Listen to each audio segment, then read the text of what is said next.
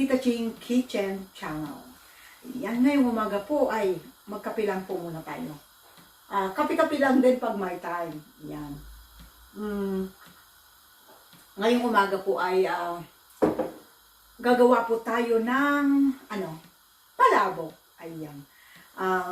Nung isang linggo ko pa gusto gumawa ng palabok pero walang time. So ngayon, Sabado, since on call ako, habang nag-aantay kung matawag sa hospital.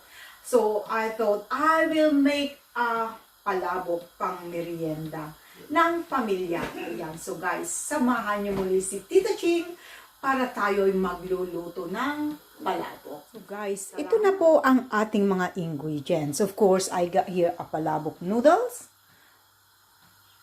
Ayan. I got a palabok noodles here. A shrimp. Cook na yan. Spring onions, pang garnish natin mamaya. Ayan ang ating tinapa flake. Tinapa pa lang yan. Kasi wala naman tayong tinapa na katulad sa atin. So, ang binibilin natin dito is yung mackerel. Ayan. Mackerel fillets. Ayan. So, pwede na yan. Parang ganun na rin. Ayan. So, I have a hard-boiled egg there. Naluto na. Fried garlic, syempre chicharon, lemon, at ang ating palabok mix. Ayan, gagamit na lang ako ng palabok mix na lang guys, shortcut para mas madali. Mas mabilis, kaya ayan. So habang nagpe-prepare, ayan, salang na rin ako ng tubig para ipakulo natin ang palabok noodles. Ayan. So, ipapakulo na natin. Okay. So, paano ba lutuin ang palabok noodles? Ayan.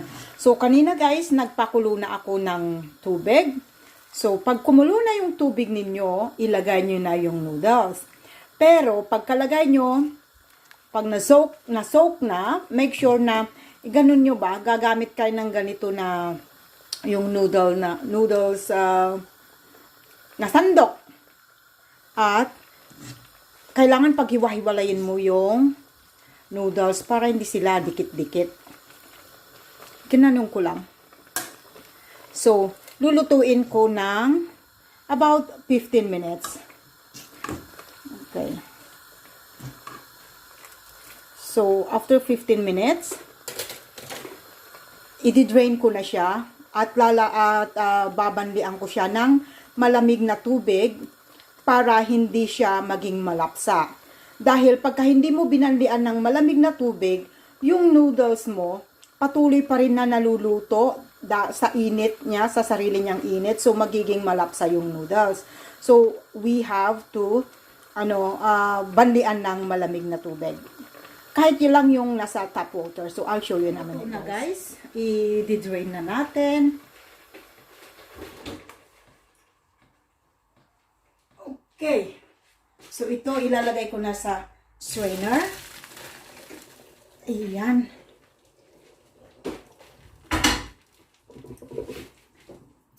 And then, sa tap water, i-ano lang natin. Ipadaan lang sa tap water.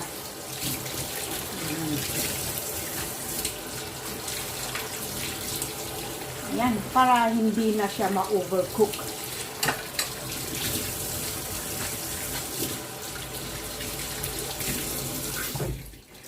Okay.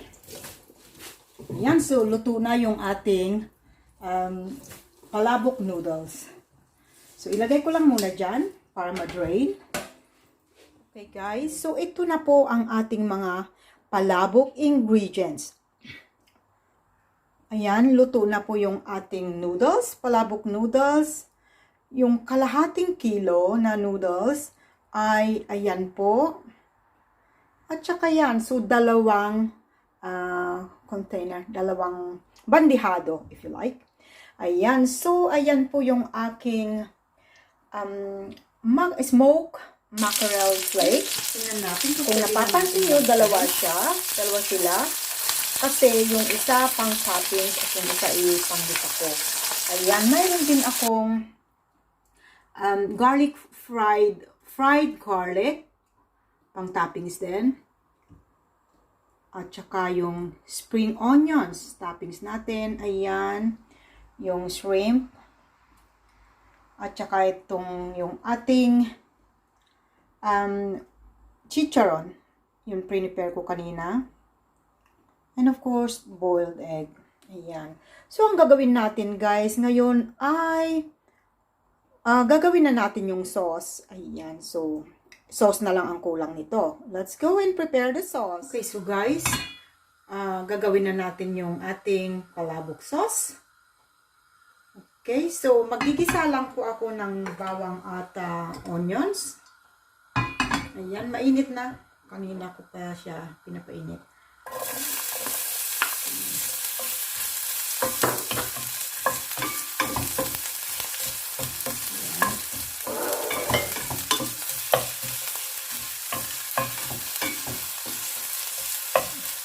Hanggang maging translucent siya.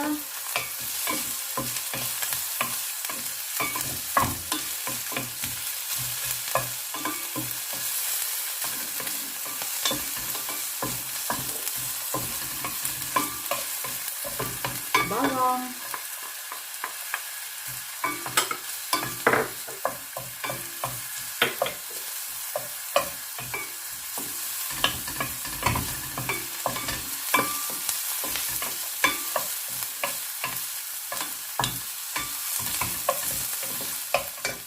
And then, isunod na natin yung ating tinapa flakes. Ayan.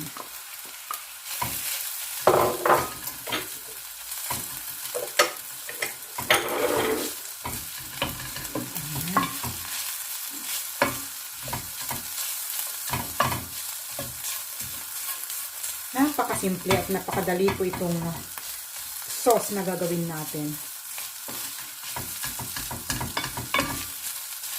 Para sa mga busy na parents. Pwede nyo lang itong gawin guys. Pang merienda or whatever purpose that you like. Pang handa sa mga birthdays ng ating mga anak. Okay. So, ayan. Susunod na natin na ilagay yung ating sagay na natin yung ating mix. Ayan.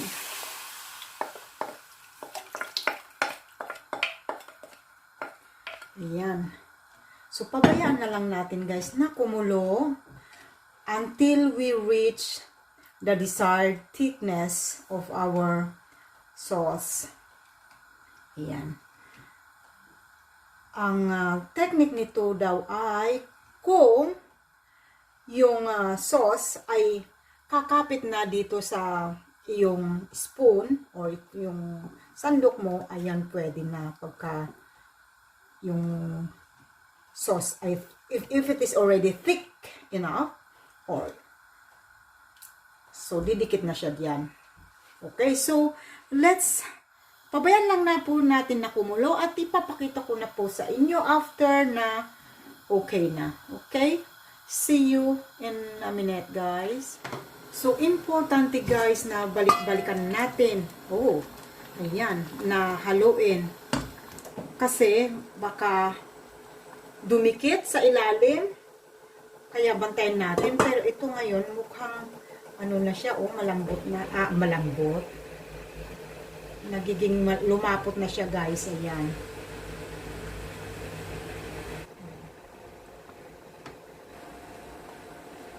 Okay. Nakukoat na yung kutsara. Tikman ko na lang, guys. Tikman ko, guys. Yes, okay. Tamang-tama lang yung lasa.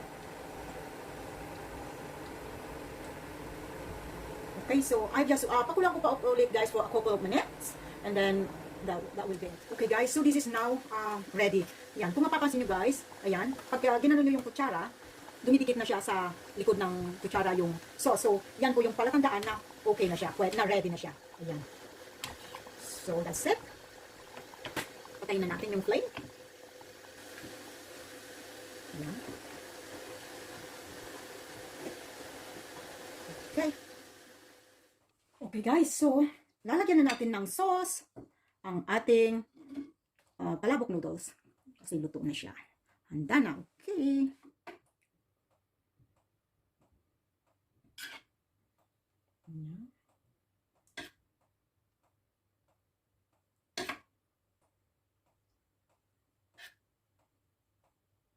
Madami-dami din guys yung kalahating kilo. Mabubusog ang buong pamilya.